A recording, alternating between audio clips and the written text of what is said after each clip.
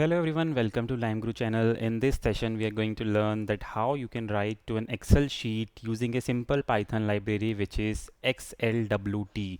So in order to use XLWT library, you need to install it using pip command. You can do it pip install XLWT and this library will be available in your Python environment. So let's see how we can write a sample data into my Python, sample data using Python in my Excel workbook. So first I have to import this package which is import XLWT. Then I'll have to create one workbook. Inside the workbook I'll have to create a sheet by using workbook.add sheet, and then I can give the name of the sheet, what name sheet should be created with. So I have given the sheet name as LimeGuru. So we'll see that whether LimeGuru sheet has been created inside Excel or not.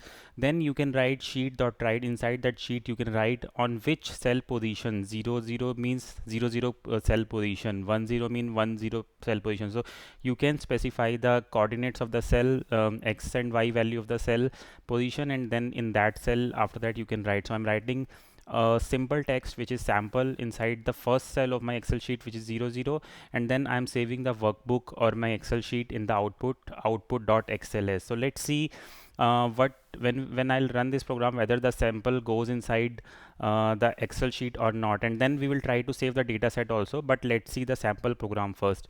So let me run this program. So this program has ran on, and on the left you can see that output.xls has been created. Let's try to see, open this output.xls. If I open output.xls here, so you can see, let me zoom in a bit. So you can see that on the first cell sample has been printed, and you can see the name of the sheet is LimeGuru. So let me close this Excel sheet. So in this way you have written your first cell value inside the Excel sheet. This is a new Excel sheet which got created. Output.xls was not existing earlier.